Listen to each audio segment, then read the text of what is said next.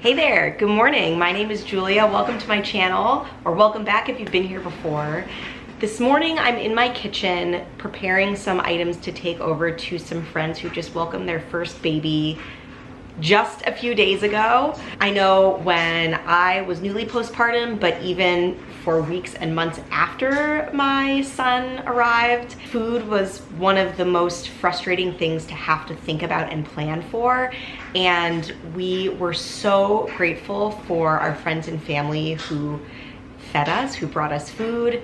So that is what I am hoping to do for my friends who are in the throes of newborn days with their new little baby. I've got quite an array of stuff that I'm gonna be bringing over to them, but I do have one, technically two more things that I need to put together in order to bring everything over to them tomorrow afternoon. That's where I'm gonna start. I'll show you everything that I'm gonna bring over a little bit later, but first I'm going to whip together a baked ziti. The first time I made this, it was actually for a friend who recently had a week-long stay in the hospital, and when she came home from the hospital, again, I wanted to give her a little something so she wouldn't have to worry about feeding herself. So I found this recipe.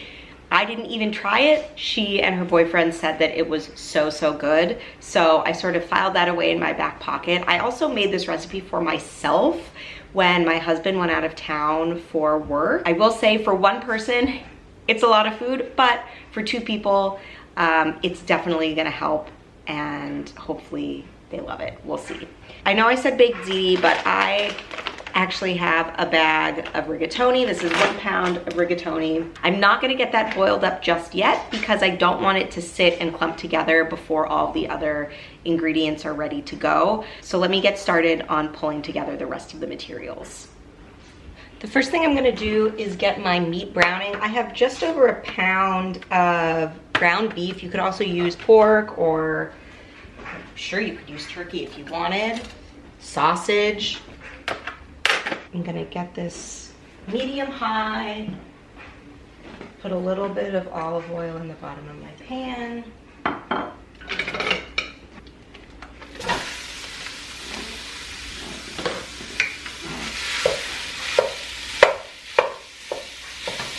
And I really want to get some good color on this meat. So I'm gonna try not to move it around too much while it is browning. And in the meantime, I'm gonna chop up my onion and garlic because those are the next items that are gonna go in.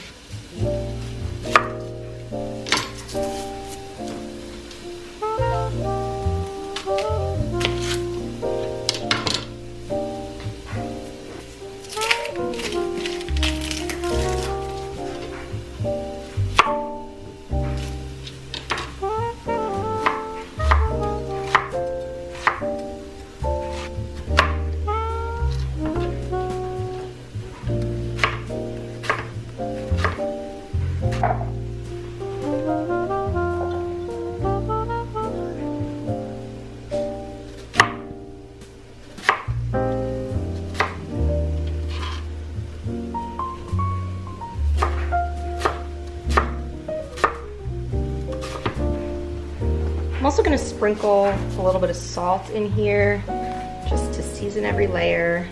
Make sure we get some really good flavor. All right, we are starting to get a little bit of color on this meat.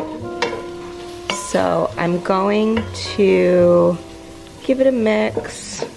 And next I'm going to add in my onions and let all of this saute for about 5 minutes.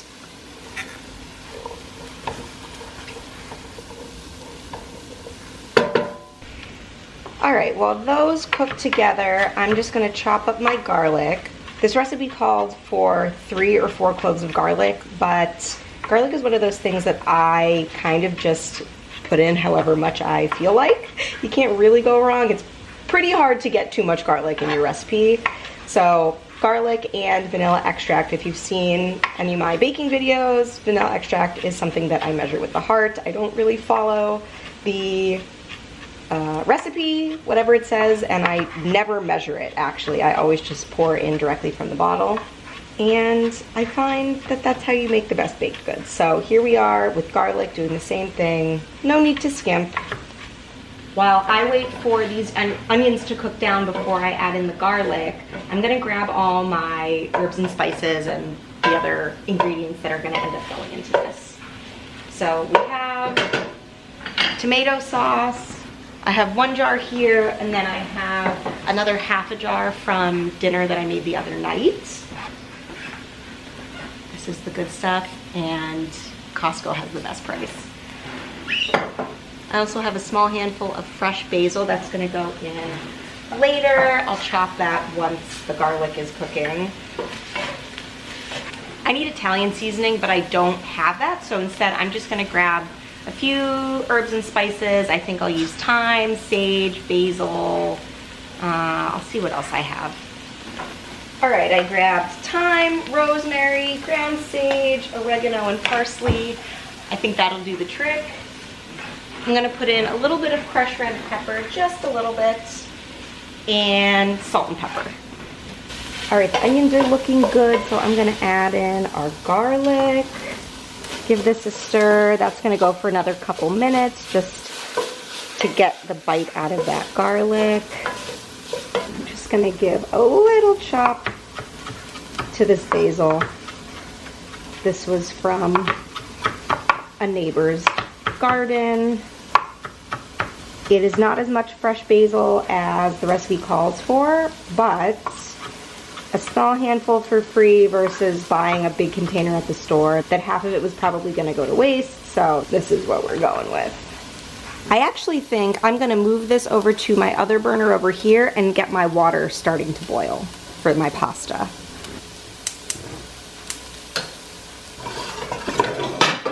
I'll get some salt in that water for flavor and get my burner back on. Now, I'm gonna toss in my fresh basil, and then I'm supposed to use a tablespoon of Italian seasoning in total. Honestly, I'm probably gonna go extra, and I'm not gonna measure what I'm putting in. We're just gonna do what feels right. This is the rosemary. And some sage. Again, I feel like it's very hard to over season something like this, especially I use a little bit more meat than the recipe calls for. It called for 1 pound and I had about 1.2 pounds. So we're just adding more good flavor. Next, I'm gonna add the tomato sauce. All right.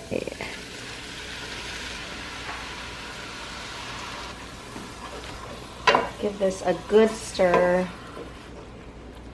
And now I'm gonna turn the heat up on this, bring it to a boil, and then I'll turn it down to simmer.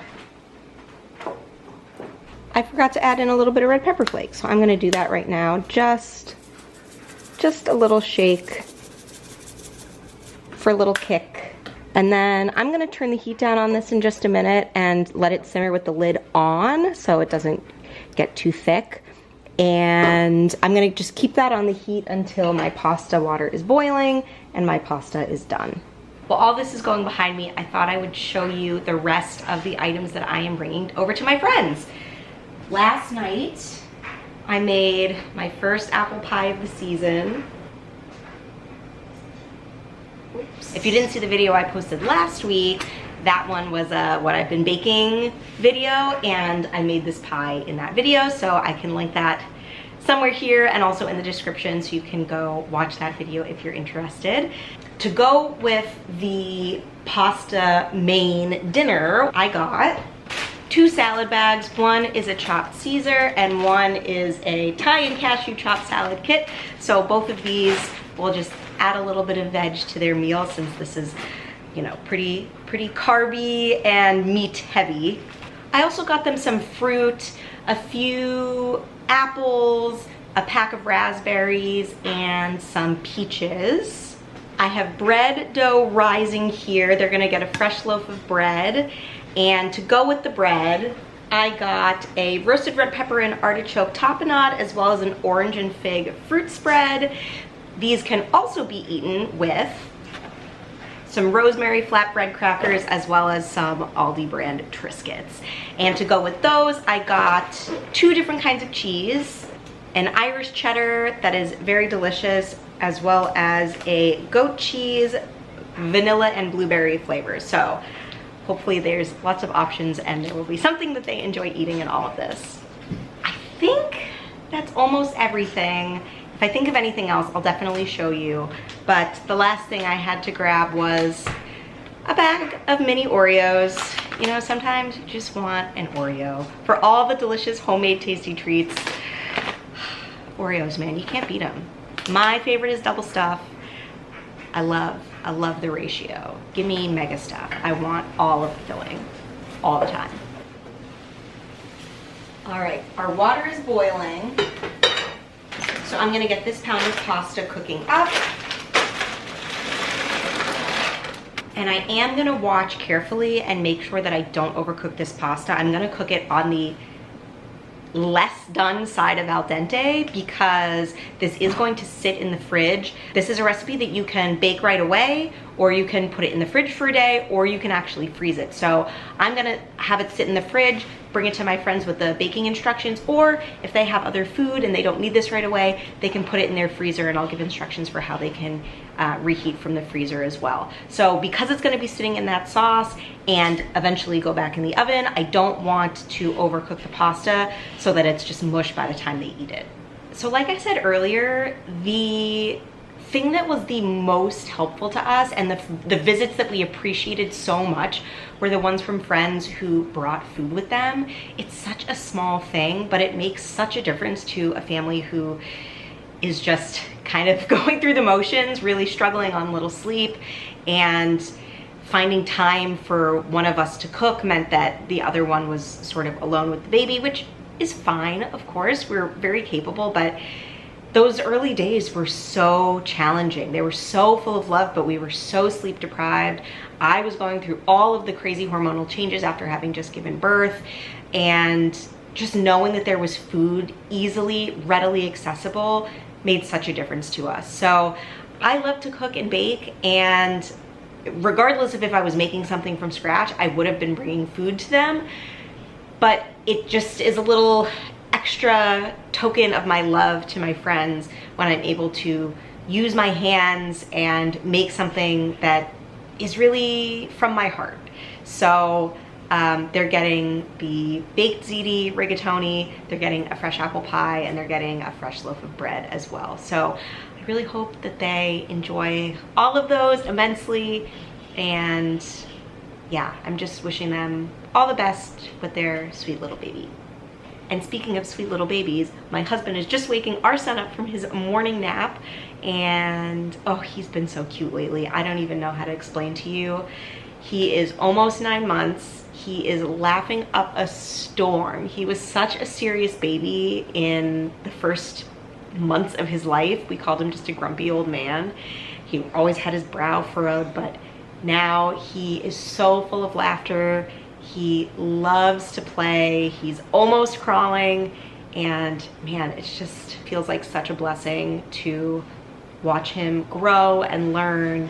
And of course, I miss the stages that are gone as he grows, but it's the best thing in the world. I just took a taste of the pasta sauce, and it's really good. I think I am gonna add just another sprinkle of salt and a little bit of black pepper. And give that another stir. I licked this end of the spoon, so I'm gonna dip the back end just for a taste. I think that's pretty good. So now we're just waiting on the pasta, and then we will assemble. All right, I got a baby next to me eating his lunch with his dad. So if you hear any noises, that's what it is. While I'm waiting, there's just like a minute left on this pasta, so I'm gonna start getting our dish ready to go. Start by ladling some sauce into the bottom of my pan. All All right, I'm going to add the cooked pasta back to my pot and ladle some sauce right into there. Woo. Give that a good stir. This recipe calls for, yes, hi. This recipe calls for ricotta, but when I was at Aldi, they did not have it. So instead I got some mascarpone, which will do the trick just fine. So I'm gonna dot some mascarpone right in my pan.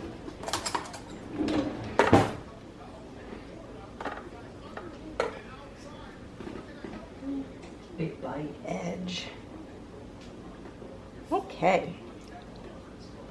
We're gonna add our pasta. All of this is gonna go right in our dish. Oh! Now, if you are a fan of lasagna, but lasagna feels like way too much work, you should try making a baked ziti or just a baked pasta like this. It is essentially the exact same thing as is in lasagna, but you don't have to worry about all the lasagna noodles and layering everything. This really is just a base layer, all your pasta, and then a top layer. So I'm gonna top with the rest of the sauce.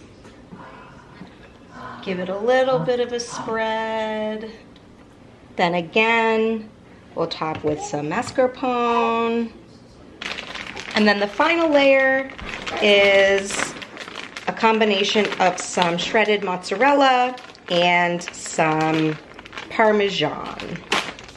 I'm not going to measure this. Cheese, another thing that you should measure with the heart. This bag from Aldi says this is Tuscan cheese, but if you look at the ingredients, it is Parmesan and Fontina. Just a little more mozzarella to cover all the spots. Now I'm gonna let this cool completely, wrap it up later today, and pop it in my refrigerator. And on the tin foil that I cover it with, hi! I'm gonna write instructions for both ways that they can cook. So either if they cook it right out of the fridge or if they freeze it for a later date. And my husband's contribution is that he's gonna do all my dishes now that I'm done. Okay, I'm checking in one last time. I'm packing up my bag, ready to go to bring this food over to my friends. So I just got my ziti prepped and I wrote the cooking instructions on the tin foil. So they'll know exactly what to do if they freeze it or if they're cooking it just from the refrigerator. And I'm gonna grab the rest of my items that are in the refrigerator and then we'll be on our way.